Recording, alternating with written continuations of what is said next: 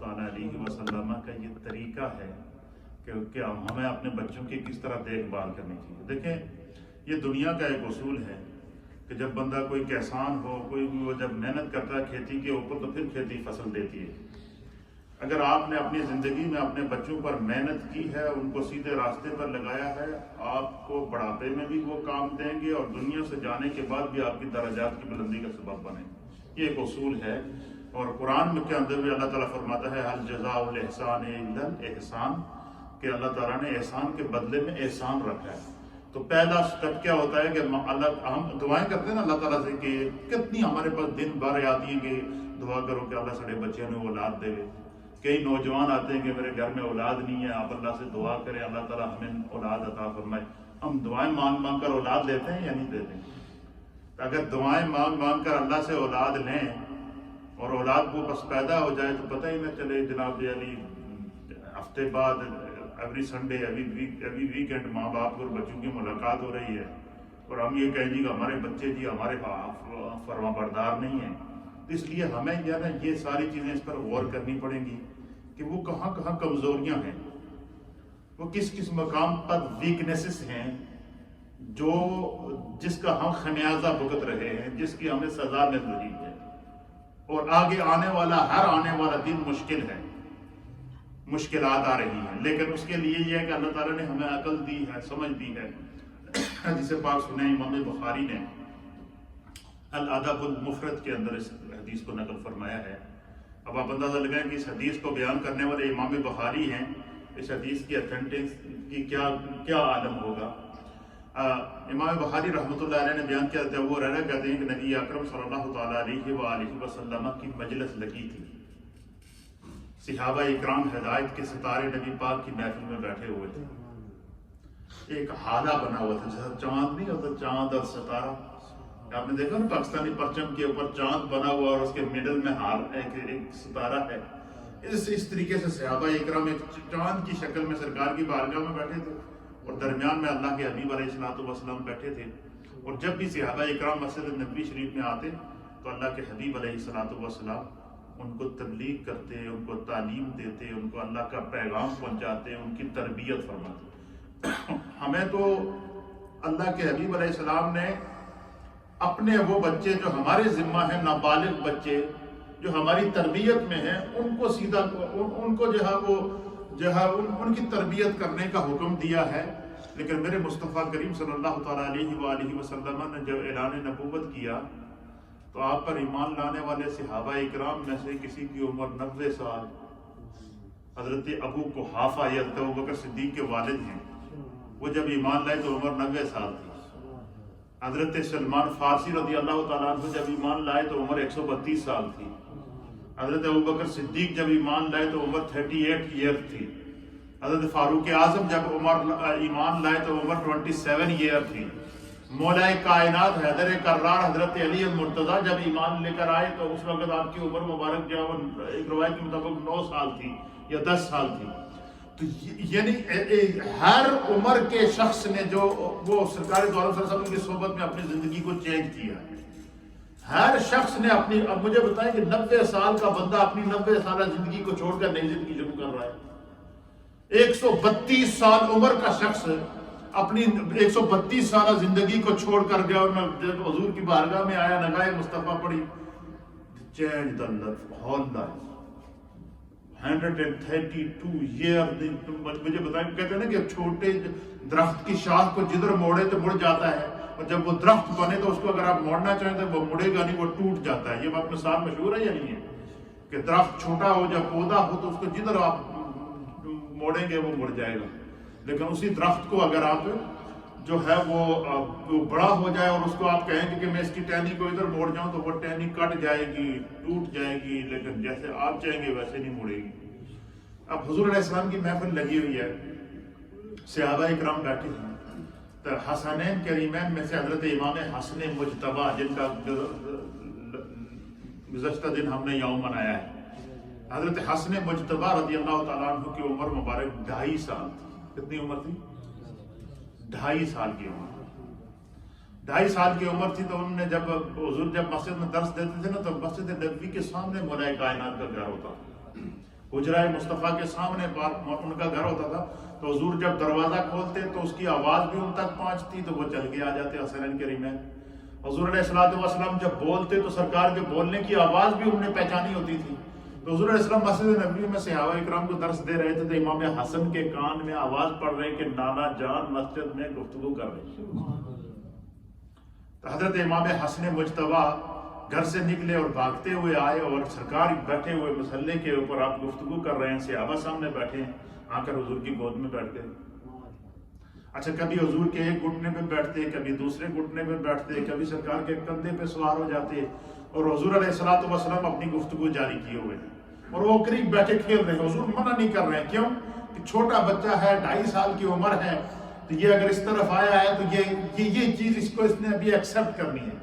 اچھا، خدا کی قدرت دیکھیں، اس دوران حدیث پاک کے اندر آتا ہے کہ ایک شخص نبی پاک کی بارگاہ میں زکوٰۃ کی کھجوروں کا ایک ٹوکرا لے کر آیا،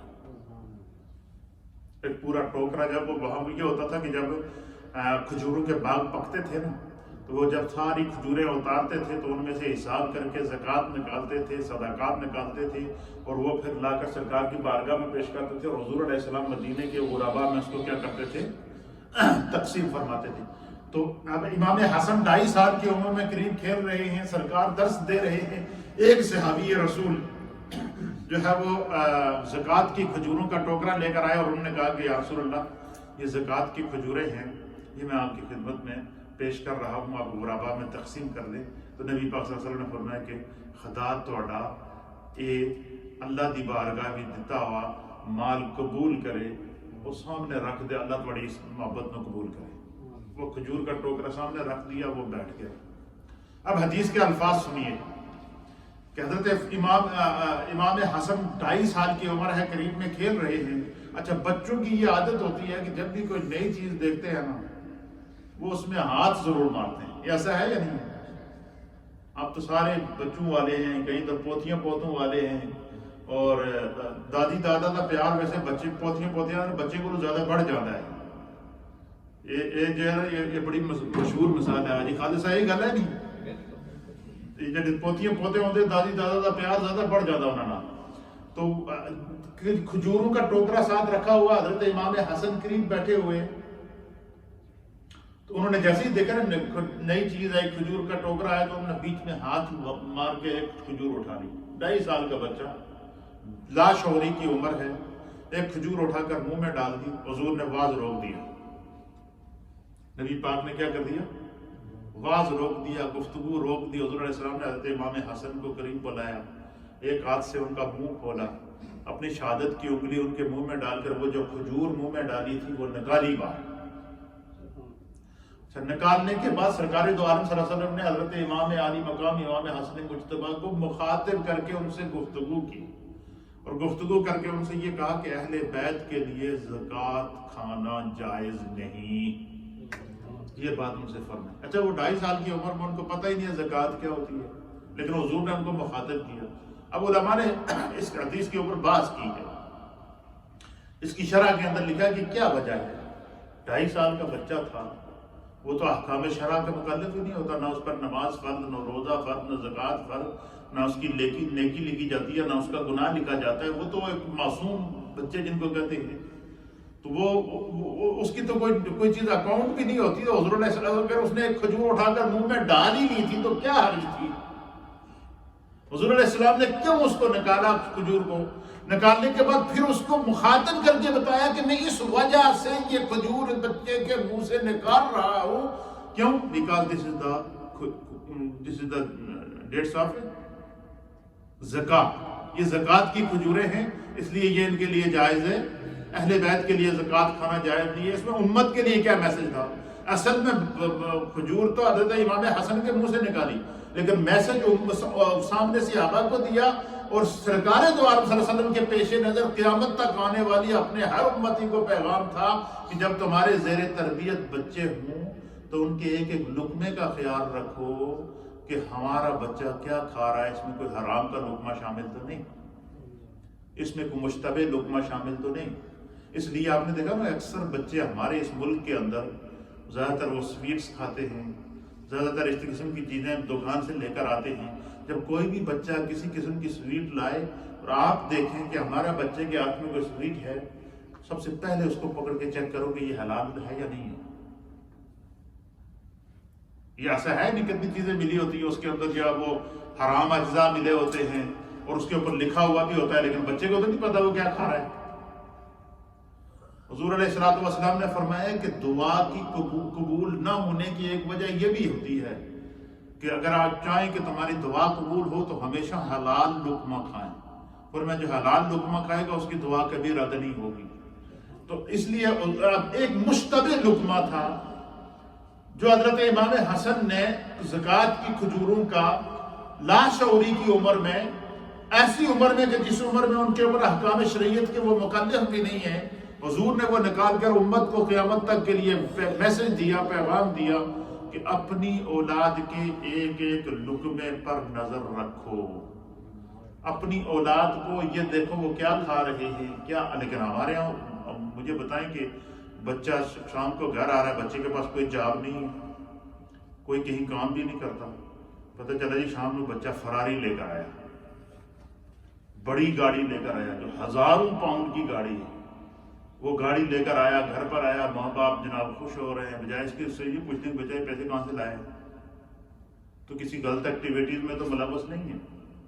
اچھا جس بچے کو ہم شروع سے بچپن سے اپنے کنٹرول میں رکھیں گے وہ بڑا بھی ہو جائے گا، وہ 25 سال کا ہو جائے، 50 سال کا بھی ہو جائے، اس کے ذہن کے اندر اس کے سامنے غیرت ہوتی ہے کہ میرے ماں باپ مجھے ڈانٹیں گے.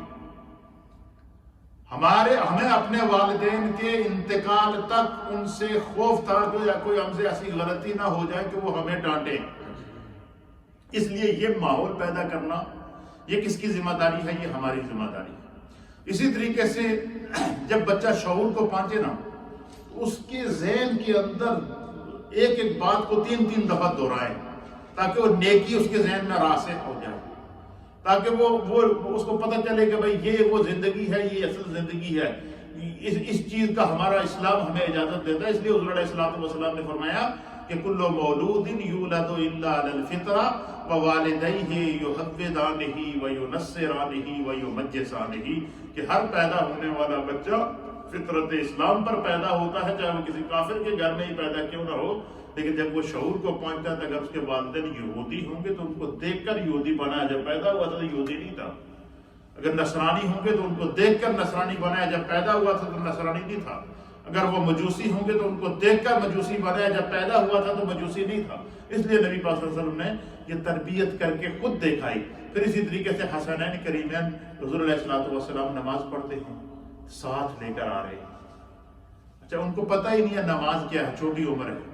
حضور سجدے میں گئے، امام علی مقام امام حسن اور حسین رضی اللہ تعالیٰ عنہ سرکار کی کندھے کے اوپر سوار ہو گئے، آپ کے کندھے پہ بیٹھ گئے. تو حضور علیہ الصلوۃ والسلام نے اپنا سجدہ لمبا کر دیا. کیا کر دیا؟ لمبا کر دیا. اس وقت تک حضور سجدے میں رہے جب تک کہ وہ گردن سے کندھے سے واپس نیچے نہیں اترتے. اس طریقے سے اللہ کے حبیب علیہ الصلوۃ والسلام نے یہ بچوں کے ساتھ پرورش کر کے آپ نے دکھائی ہے. پھر تیسری حدیث کے اندر نبی پاک صلی اللہ علیہ وسلم نے فرمایا کہ اذا مات الانسان انقطع عنہ عملہ. اب یہ ہے بینیفٹ. اس حدیث کے اندر بینیفٹ سکھایا ہے. بینیفٹ کیا ہے؟ تسی جتنی اپنی اولاد نال محنت کرو گے انہاں دا فائدہ خدا تانوں دنیا وچ بھی دے گا اور قبر وچ بھی دے گا اور آخرت وچ بھی دے گا. یہ بینیفٹ آپ کو وہاں ملے گا، آپ کو اپنی اولاد کے ساتھ کی ہوئی محنت کا ملے گا. ہم دوسروں کی فکر میں پڑے رہتے ہیں، دوسروں کے چکر میں لگے رہتے ہیں، فلانا نے یہ کر دیا، فلانا نے یہ کر دیا. ہمارے گھر میں بچے بیٹھے ہوتے ہیں، لیکن اب سوال ہے نا کہ آپ گھر سے آپ نماز پڑھنے آئے، آپ کا بچہ گھر میں بیٹھا ہوا کیوں نہیں آیا آپ کے ساتھ؟ Y? This is the question. آپ بچے کے پاس سے اٹھ کر مسجد آ رہے ہیں، ایسا ہوتا ہے یا نہیں ہوتا؟ یہ سچ ہے، کڑوا ہے، لیکن ظاہر ہے یہ کرنا تو پڑے گا. دیکھو ہم سر جوڑ کر نہیں بیٹھیں گے تو ہم یہ آپس میں روتے رہیں گے جی ہماری اولاد نافرمان ہو گئی، میری اولاد میری گل نہیں مانتی ہے، جی میری اولاد جناب علی اپنی مرضی کر دی ہے. یہ دن بھر 24 گھنٹے 2400 گھنٹے یہی کچھ سنتے ہیں نا. آپ گھر سے اٹھ کے آ رہے ہیں، آپ کا بچہ آپ کے ساتھ بیٹھا ہوا ہے، آپ اس کو یہ کہیں کہ چل اٹھ میرے ساتھ چل نماز پڑھنا، تو اگر آپ نے بچپن سے اس کی تربیت کی ہوگی تو وہ سوال اس کی اتنی ہمت ہی نہیں ہے کہ وہ آگے سے بات کرے گا. وہ یہ نہیں کہے گا دس از مائی لائف، ایسا کہتے ہیں نہیں. ایسا وقت بھی آتا ہے کوئی نیکی کا کم بچے نے دسو تو آگے سے وہ کہتے ہیں دس از مائی لائف. اس کی وجہ کیا ہے؟ ہم نے ان کی تربیت نہیں کی ہے. جنہوں نے ان کو مائی لائف سکھایا ہے انہوں نے اپنے سارے گر سکھا دیے ہیں. انہوں نے گناہ کا راستہ سکھا دیا ہے. انہوں نے نافرمانی کا راستہ ہمارے بچے کو سکھا دیا ہے.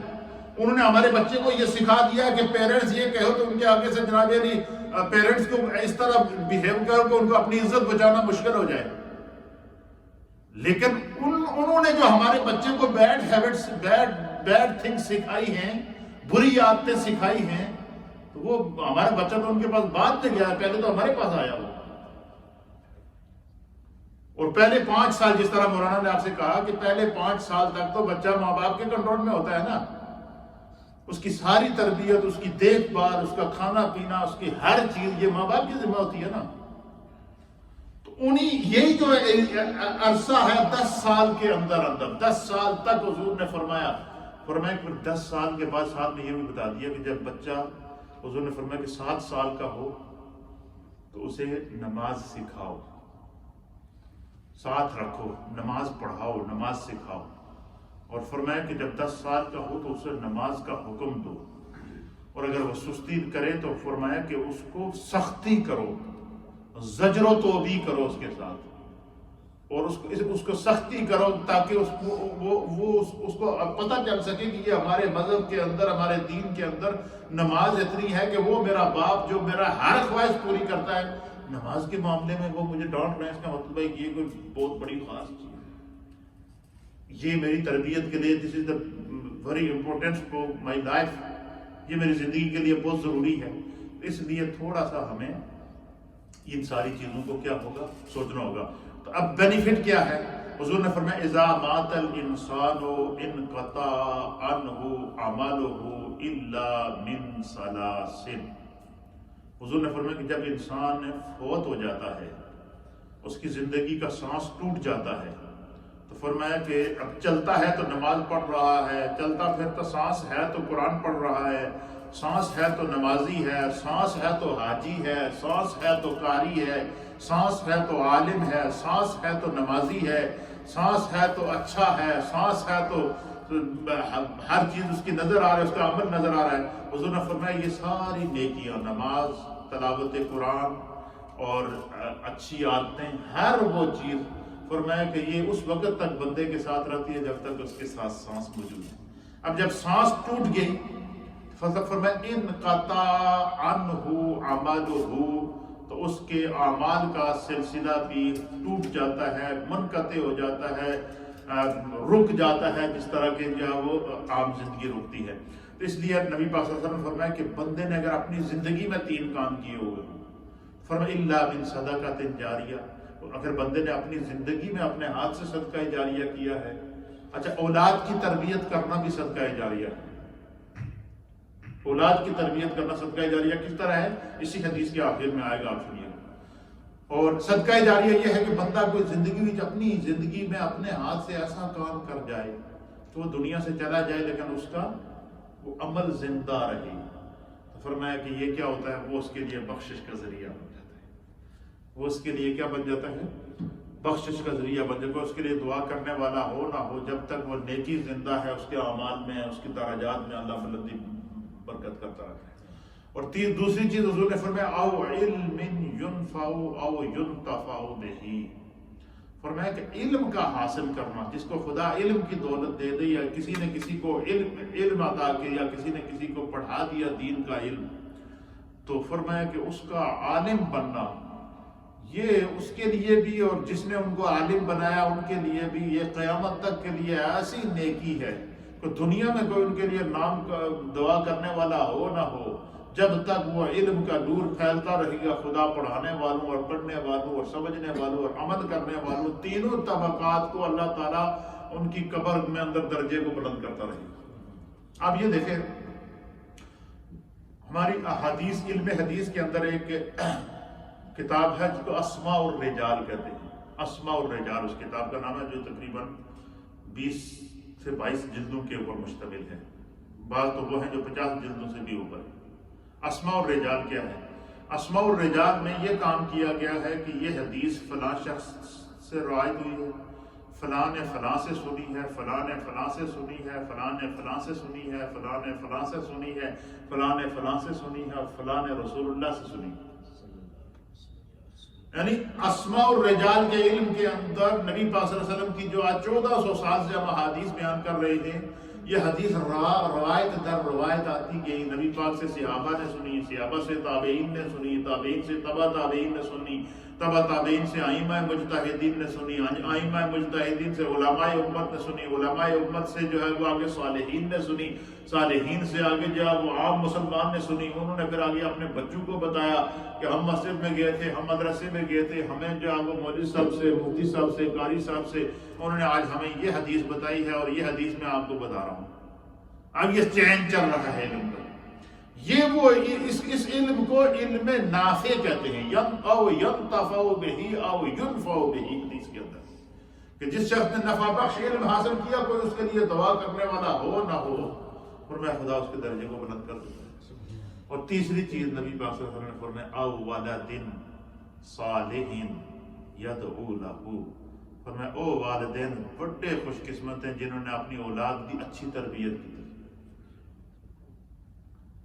وہ والدین بڑے خوش قسمت۔ اور نبی پاک نے فرمایا اچھا بینیفٹ کیا ہے؟ حضور نے فرمایا جس بندے نے اپنی اولاد کو نیک بنایا،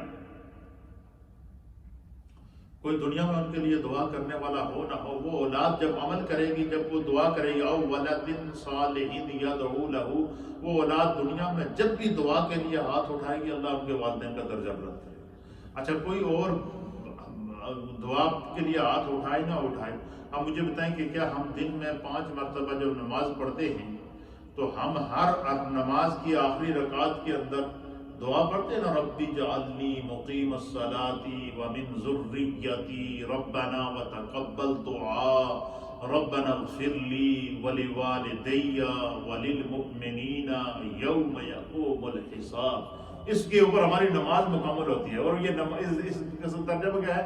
ربی اجعلنی مقیم الصلاۃ، اے اللہ مینوں نمازی بنا۔ مقیم الصلاۃ کے بعد نماز کو قائم کرنے والا، اے اللہ مینوں، بندہ نماز پڑھتے ہوئے، نماز ختم کرتے ہوئے اگلی نماز کے لیے دعا کرتا ہے کہ اللہ مینوں پکا نمازی بنا تاکہ میں اگلی بھی پڑھ لوں۔ اس میں پہنچتا ہے تو اس سے اگلی کے لیے دعا مانگ لیتا ہے۔ فرمایا کہ پہلی دعا بندہ کیا کرتا ہے کہ ربی اجعلنی مقیم الصلاۃ، اے اللہ مجھے نماز پڑھنے والا بنا، یا مجھے نماز قائم کرنے والا بنا، یا مجھے نمازی بنا۔ اسی کے ساتھ فرمایا وَمِن ذُرِّيَّتِي، یا اللہ میری اولاد کو بھی نمازی بنائے۔ ہر نماز میں ہم اپنے لیے نمازی ہونے کی اور اپنی اولاد کے لیے نمازی ہونے کی دعا مانگتے ہیں۔ یہ ہر نماز میں مانگتے نہیں مانگتے، یہ ترجمہ کر رہا ہوں میں اس دعا کا۔ لیکن آپ یہاں آ کر یہ دعا تو مانگ رہے ہیں کہ ربی اجعلنی مقیم الصلاۃ ومن ذریتی، ربنا کہ اللہ جو ہے وہ مجھے بھی نمازی بنا، میری اولاد کو بھی نمازی بنا۔ لیکن کروں اولاد کو اٹھ کے آئے ہوئے نہیں کہ میرے نال چل کے نماز پڑھ۔ اس لیے ماں باپ کی، جب میری مائیں بہنیں سن رہی ہیں، آپ بھی اس بات کو نوٹ کریں، جب اذان ہو گھر سے آپ کا میاں نماز کے لیے آئے تو ماں بچوں کو فورس کرے، بچیوں کو فورس کرے کہ مصلی بچھاؤ ادھر بیٹھو میرے سامنے نماز پڑھو۔ ماں اپنی بچیوں کو لے کر کمرے میں چلے جائے، بچے سے کہے کہ ابو کے ساتھ، بھائی کے ساتھ، چچا کے ساتھ گو ٹو دا مسجد جاؤ، جا کے نماز پڑھو۔ آپ یقین کریں، آپ تھوڑا سا اگر اپنا ماحول سیٹ کریں گے، سوال ہی پیدا نہیں ہوتا۔ بات پھر ایسا ماحول آئے گا کہ بچے کہیں گے ابو جی اٹھو نماز کا ٹائم ہو گیا چلیے۔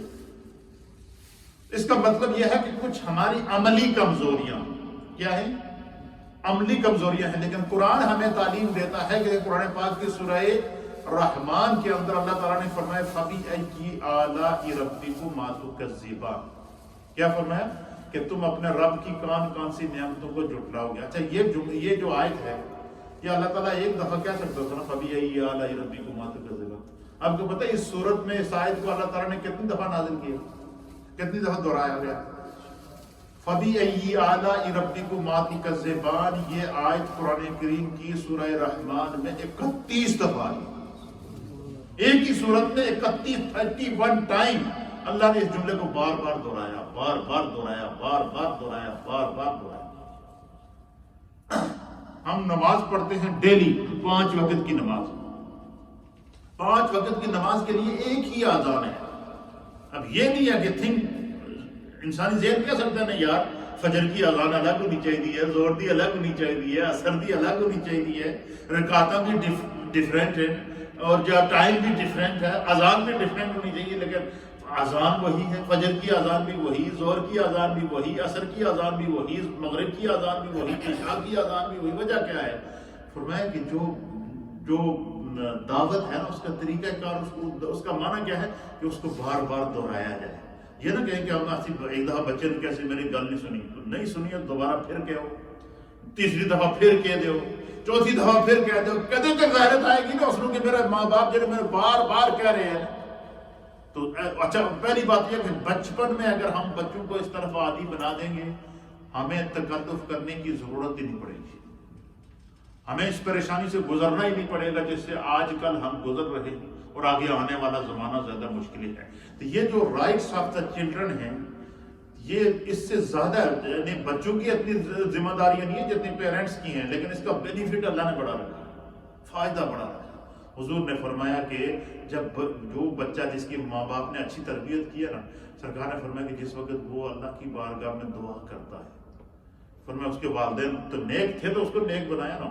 حضور ایک حدیث کے مطابق نبی پاک نے فرمایا کہ اگر والدین فوت ہو جائیں تو ایک بندے کے والد فوت ہو گئے، وہ نیک تھے، صالح تھے، صاحب ایمان تھے، اللہ نے ان کو بخشش کر دی، ان کو جنت میں مقام بھی عطا کر دیا۔ سرکار فرماتے ہیں کہ جنت میں اچانک اس بندے کی عزت میں اور اضافہ ہوگا، اللہ اس کو جنت میں اس کا درجہ بڑھا دے گا۔ جنت کے اندر اللہ تعالیٰ اس کا کیا کر دے گا؟ گریڈ بڑھا دے گا۔ جیسے ہمارے دنیا میں ہوتے ہیں نا 10 گریڈ کا بندہ، 14 گریڈ کا بندہ، پھر 14 سے جب 15 16 میں چلا جائے تو بڑا افسر بن جاتا ہے، پھر جب 18 گریڈ میں چلا جائے تو اور بڑا افسر بن جاتا ہے، 20 میں چلا جائے تو اور بڑا، 22 میں چلا جائے تو وہ اور ہی بڑا افسر بن جاتا ہے۔ دنیا میں بڑے بڑے گریڈ ہیں۔ اسی طریقے سے جیسے چھوٹی اولاد کو جب ہم نیکیوں کی طرف آئیں گے تو وہ دنیا میں نیکی کی طرف جب عادت کو بنا لیں گے تو دنیا میں جب نماز پڑھنے جائیں گے تو قیامت میں ماں باپ کا گریڈ بڑھتا جائے گا۔ بچہ دنیا میں سجدہ دے گا، بچی دنیا میں سجدہ دے گی، ماں باپ کا گریڈ بڑھتا جائے گا۔ بچہ دنیا میں قرآن پڑھے گا، ماں باپ کا گریڈ بڑھتا جائے گا۔ بچہ دنیا میں دعا مانگے گا، ماں باپ کا گریڈ بڑھتا جائے گا۔ حتیٰ کہ حضور نبی علیہ السلام نے فرمایا کہ جنت میں جنتی کا جب درجہ بڑھ جائے گا تو وہ جنتی بھی حیران ہوگا، یار اللہ تعالیٰ نے مجھے جنت بھی دی ہے، اس کی نعمتیں بھی دی ہیں، اس کے انعامات بھی دیے ہیں، اس کی ساری نعمتیں، کون سی چیز ہے جو جنت میں موجود نہیں ہے؟ پھر حضور فرماتے ہیں کہ وہ اللہ سے سوال کرے گا، وہ بندہ اللہ سے سوال کرے گا، کیا کہے گا؟ اے اللہ تو نے مجھے جنت دی ہے، جنت کی نعمتیں دی ہیں، جنت کے انعامات دیے ہیں، اس کے باوجود میرے درجات کو تو بلند رہا ہے، مجھ پر کرم پالا ہے، کرم کر کے میری عزتوں میں اضافہ کر رہا ہے، اے اللہ میں اس کرم کی وجہ پوچھ سکتا ہوں؟ تو نبی پاک صلی اللہ تعالیٰ علیہ وآلہ وسلم نے فرمایا کہ استغفار ولدک، یہ حدیث کے الفاظ ہیں کہ دنیا میں تیرے بچے نے تیری درجے کی بلندی دی دعا کی دی ہے، تو تیرا بیٹا دنیا میں جب تیرے لیے دعا کر رہا ہے، تیری بیٹی جب دنیا میں تیرے لیے دعا کر رہی ہے، تو مجھے رب ہو کر میں نے چاہا کہ جب میرے بندے کا بچہ اس کی درجات کی بلندی کی دعا کر رہا ہے، میں کیوں نہ اس کی درجے کی بلندی کی دعا کروں؟ اس لیے فرمایا کہ ماں باپ کے قدموں میں ماں کے قدموں میں جنت ہے، اور باپ جنت کا دروازہ ہے۔ اب یہ اولاد کے لیے بھی حکم ہے، اس لیے ہمیں اپنے تھوڑا سا ماحول کو اور بہتر کرنے کے لیے اچھی چیزیں کیا کرنی چاہیے، سیکھنی چاہیے، اور اسی میں ہمارے لیے عزت بھی ہے، اس کے اندر اللہ تعالیٰ نے ہمارے لیے رفت بھی رکھی ہے۔ اب چونکہ یہ جو افطاری کا ٹائم ہے نا، یہ بڑھتا جا رہا ہے، اب ہم انشاءاللہ آپ کو افطاری سے پہلے 10 منٹ 15 منٹ کا بیچ میں جو ہے وہ کوشش کریں گے کہ اس طرح بیچ میں وقفہ ہوا کرے، تاکہ آپ درس کے بعد جو ہے وضو وغیرہ کر لیں، یا تھوڑا سا تلاوت کرنا چاہیں تو وہ کر لیں، دعا مانگنا چاہیں اپنے طور پر وہ مانگ لیں، تاکہ یہ سلسلہ ہمارا افطار تک چلتا رہے۔ آہستہ آہستہ آہستہ آہستہ سارے گھر پہنچنا بھی ہونا، کئی لوگوں نے گھر میں جا کر افطاری بھی کرنی ہوتی ہے، تو انشاءاللہ اس کی ٹائمنگ ہم رکھیں گے تقریباً 20-25 منٹ کا درس انگلش کا 20-25 منٹ کا، اردو کا، اور ایک نعت. کیا خیال آپ کا؟ یہ ٹھیک ہے؟ تو اس سے تھوڑا سا آپ لوگ ریلیکس بھی ہو جائیں گے. تو انشاءاللہ یہ سلسلہ ہمارا جاری رہے گا، لیکن یہ ساری چیزیں اس وقت کام دیں گی، اس وقت مزہ دیں گی کہ آپ دلچسپی لیں گے. یہ اس کے اندر اتنی خدا نے لطف رکھا ہے نا. آپ لوگوں کو تو صرف سننا ہوتا ہے نا. مجھے بتائیں کہ ہمیں ہر روز نئے ٹاپک کے لیے نیا درس تیار کرنا پڑتا ہے، محنت کرنی پڑتی ہے، قرآن کی تفاسیر دیکھنی پڑتی ہیں، احادیث نکالنی پڑتی ہیں، احادیث کی شروحات نکالنی پڑتی ہیں، بزرگوں کے واقعات پڑھنے پڑتے ہیں، اور کوشش ہوتی ہے کہ ہر دفعہ آپ کو کوئی نئی بات بتائیں جو آپ کے دل کو چھوئے.